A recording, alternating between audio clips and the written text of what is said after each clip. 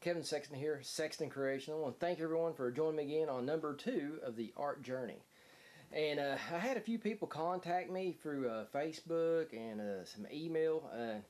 And one of the biggest thing everyone got from the last video was they wanted me to talk more about the mixed media thing, where I do the comic book art, the oil painting, which comprise of movie posters, novel covers, and then I do the sculpting, we're doing the statues and toy prototype. And like I said, the main thing that I was trying to press to everyone is that I just can't focus on one thing. And I understand why people are saying that. If you focus only on one thing, then you're going to get really good at that one thing.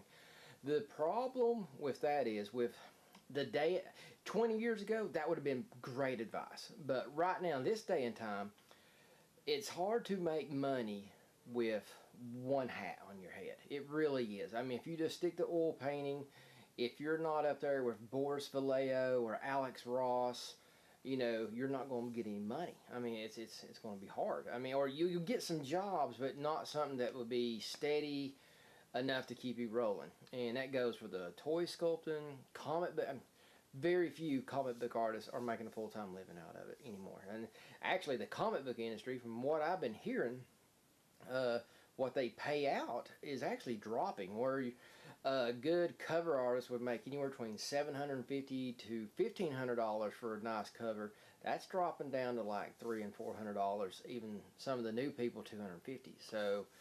So what I'm concentrating on here is trying to focus on why this works for me, because over the 20 some odd years that I've been involved with pro wrestling, and pro wrestling I learned a lot about business and management, and then I was able to take my art skills, and I used to make a lot of money off other wrestlers, to where I was doing their pictures, taking their photography. I hear my little girl, she's getting ready for spa day, getting ready to get a bath.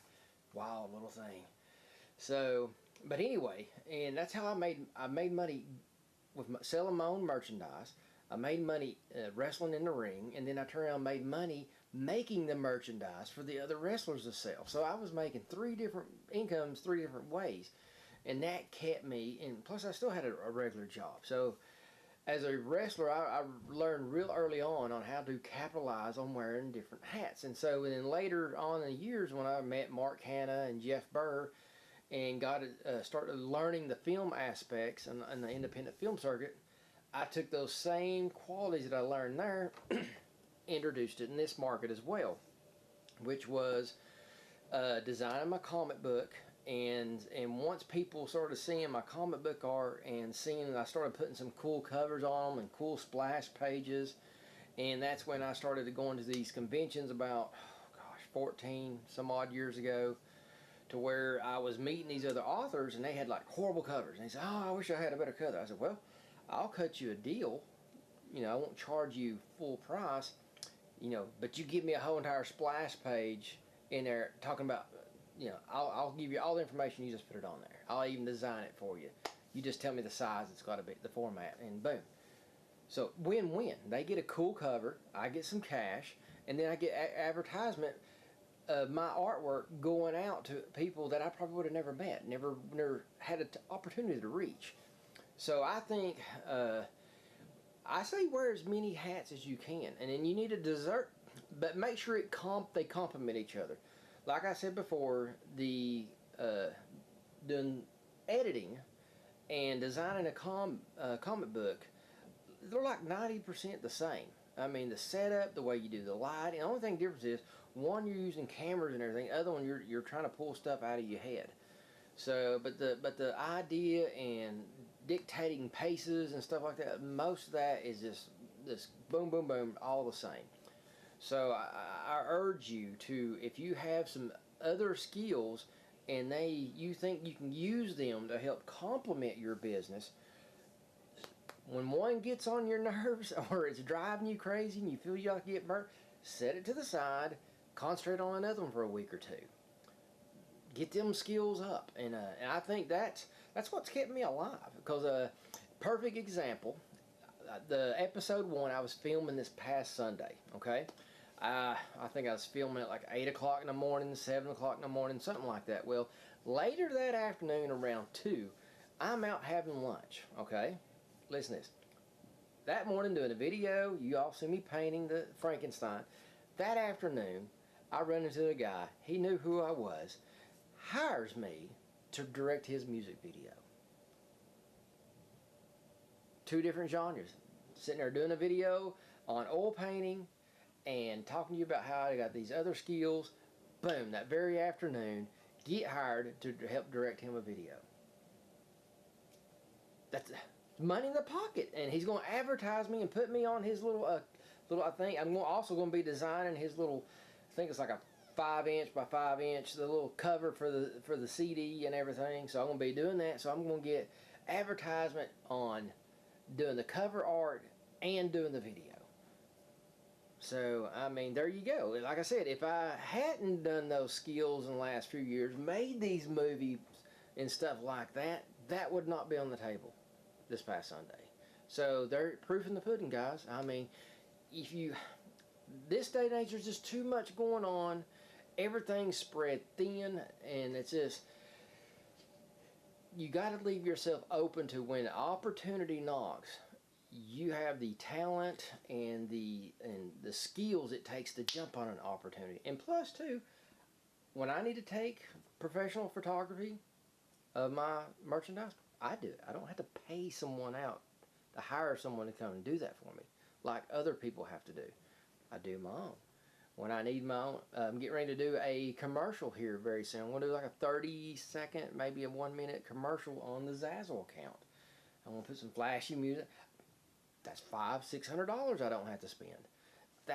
So the editing has been such a, God, has it paid for itself. Even though I didn't pay to do it, but I'm just saying that the time, the aggravation, because I learned how to edit movies on my first movie.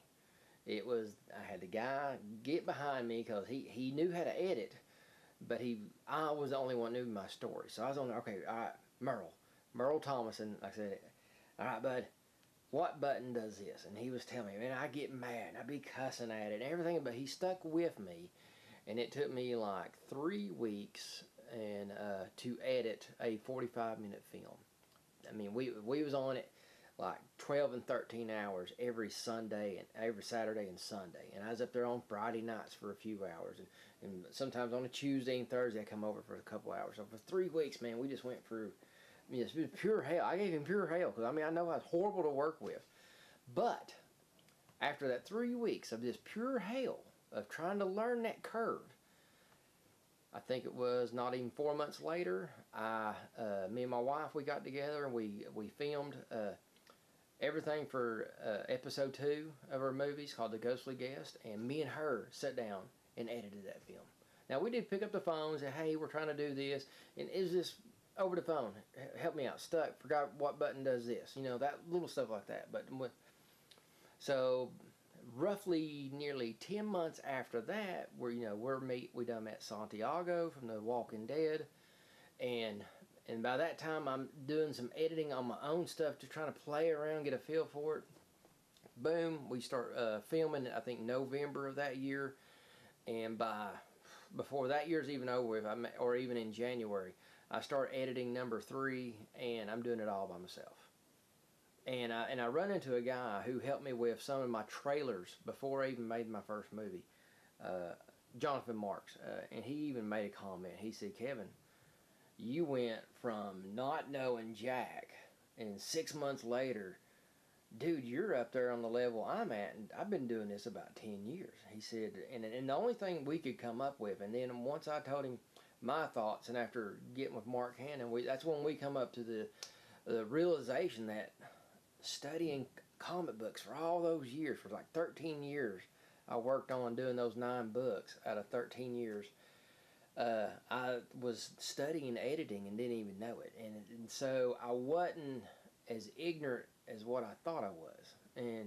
But it's just where I'm learning these skills and using them. And like I said, when it comes to the editing, the part I didn't know is what button does what.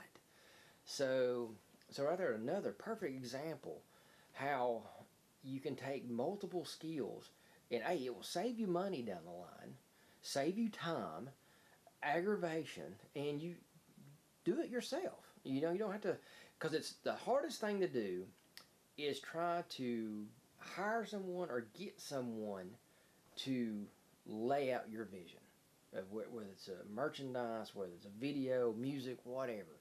It's you are the creator, and really only you can really bring it out. So the more hands-on you can be, and then later on as you grow, when you can find other people that are at your same beat, or they've got the same beat that you have, that understands everything that you say, then you can start delegating, and that's a whole different ball game. So, but if you're early on and you don't have a lot of money, I say get skilled. And if something's burning you out, jump on back on it. But make sure they complement each other. That's the only thing I got to say. That I think when everybody was getting on here, I think that was the one key of the problem that they didn't understand. It's wearing some different hats can be crazy sometimes, and I think you got to be like me, have a multi-personality disorder to be able to handle it, and ADHD and everything else. I mean, you got to be a little kind of crazy, but at the same time, if I feel like making a commercial, I turn around and make a commercial. I go grab my camera, I make it. If I want to make some merchandise, I turn around in here and I start painting, start drawing. I make my own merchandise. If I need photography or something, boom, grab the camera, start doing photography. It don't matter what it is. One-stop shopping right here. I don't really have to have anybody. I like to have someone on the other side of the camera to kind of work it and make sure everything's going great. But other than that, boom, I don't have to. Nothing's stopping me from doing what I want to do when I want to do it. And the only thing it's cost me is time. And people, we don't have infinite time, but I make good use of my time. So if I want to do something, I don't give excuses. I just make it happen. So ladies and gentlemen, if you got any more questions about being a mixed media artist, please send them to me. Visit the Sazzle account, like I said, Sexton_creations. Check it out. I got a lot of cool stuff. I got a lot of new stuff getting ready to hop on there probably sometime next week. I'll keep giving you updates on that. So like I said, keep the questions coming. I want to say thank you to all my fans out there from this area. I mean, I put stuff up, and I got this nice little network of people that live in this area, tri-state area right in here, that they're so supportive, and I just want to thank you guys. I mean, because this has been a rough journey, and it's really just getting started, and I just know I can count on you guys for support and keeping me, when things are getting rough, you guys pat me on the back and just tell me to keep on rocking and rolling, and that's what I do. So just for me to you guys, thank you so much for supporting me and Sexton Creations and all the crazy crap that I do. Just from the bottom of my heart, thank you so much. And like I said, ladies and gentlemen, check everything out. If you got questions, send them to me. I'm Kevin Sexton, Sexton Creations.